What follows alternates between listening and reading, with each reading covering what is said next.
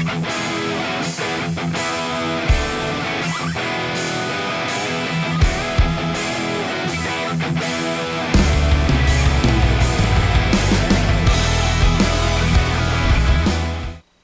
to the channel, everyone.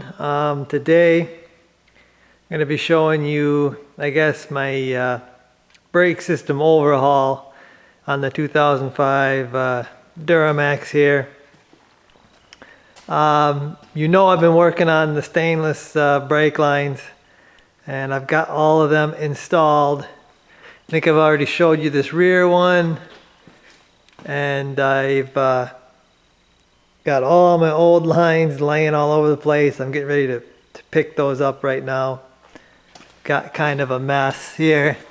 You can see some of them have been replaced, but they were not stainless, so I did stainless.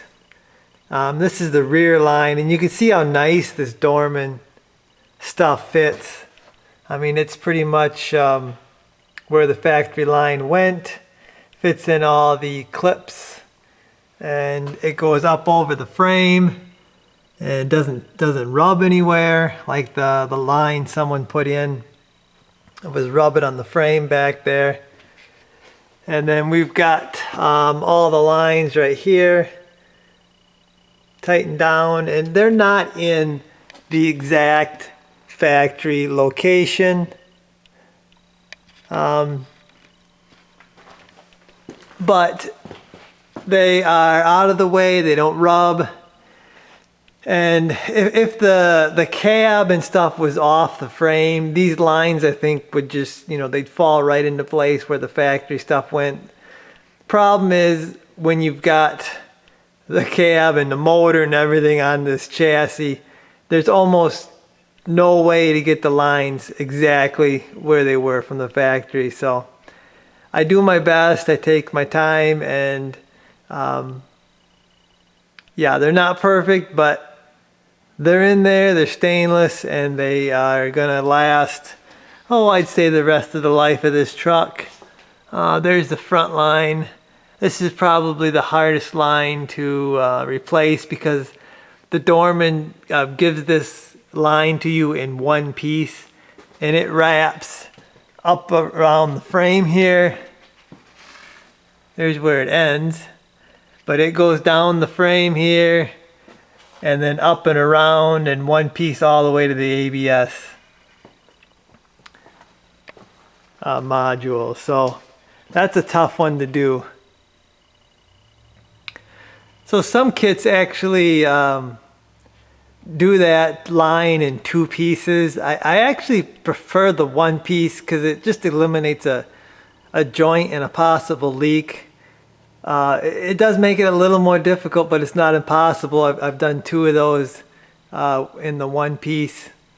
So that's the passenger side line. But it's doable, guys. Just take your time and kind of bend it up a little bit and get it in your spot. But I'm happy with the way this looks. So I'm going to drop this thing down now, and then I'm going to go after the master cylinder. I'm going to do the master cylinder, and I'm going to do the hydro boost because this thing's been leaking. You can see there's fluid all over here because the hydro boost, well, you can see it there. The hydro boost has been leaking, so I'm going to replace that. I got a rebuilt AC Delco unit, so I'm going to get that in here, and we'll pretty well have the braking system overhauled on this truck.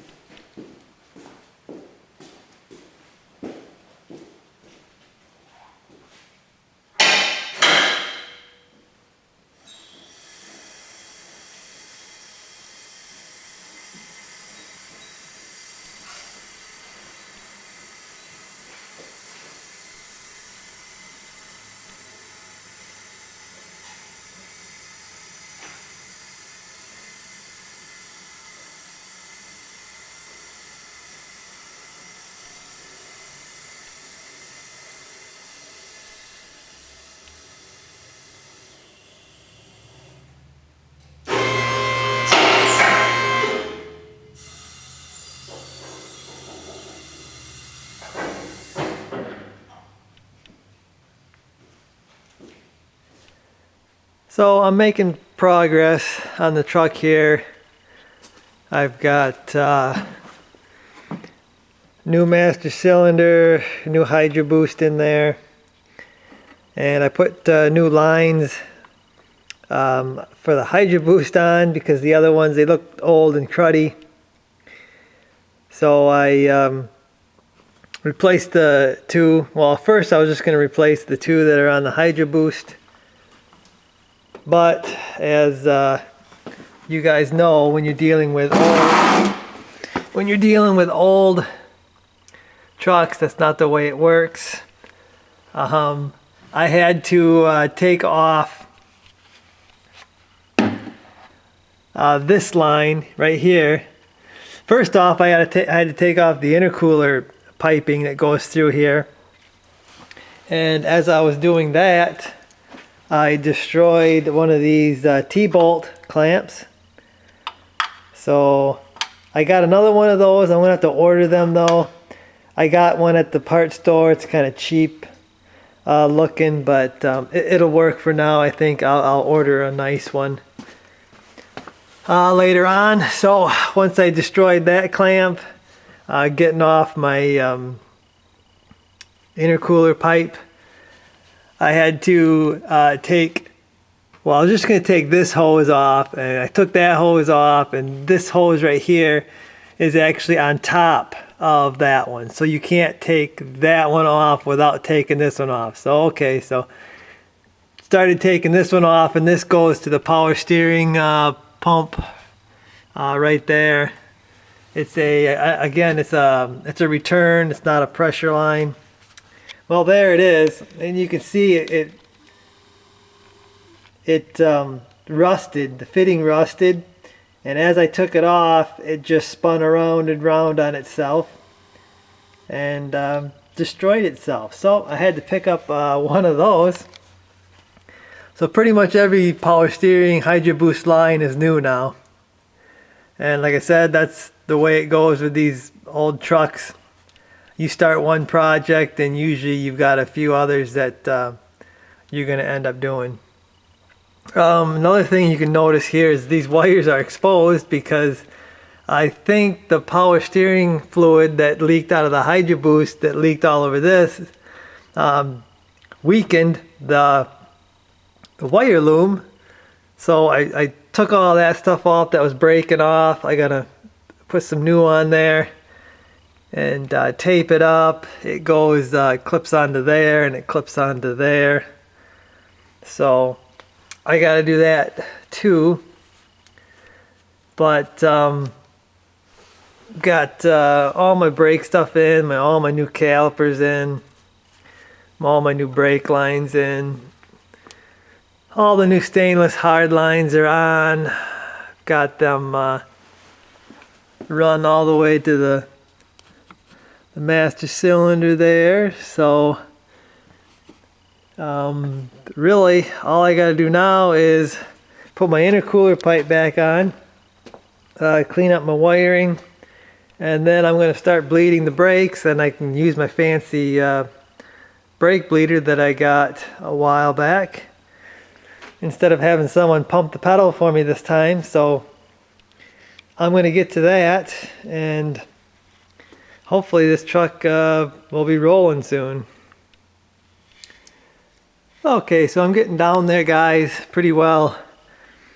Finished with the job. Using my Mighty Vac Brake Bleeder, and let me tell you, this thing's pretty nice. You hook it up to your master cylinder.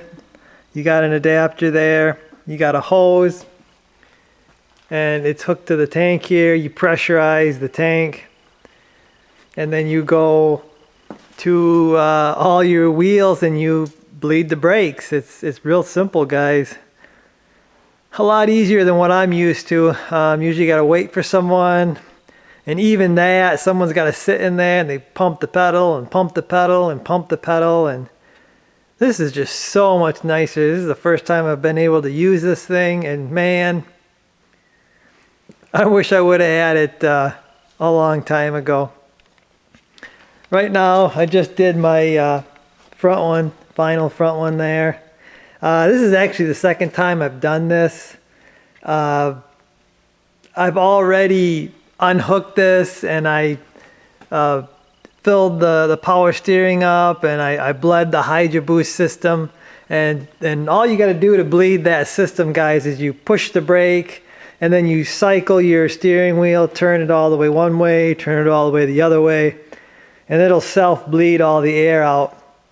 Now, when you put a new Hydro Boost in and you fire the truck up and it feels funny at first, don't like give up on it and say, well, it's junk.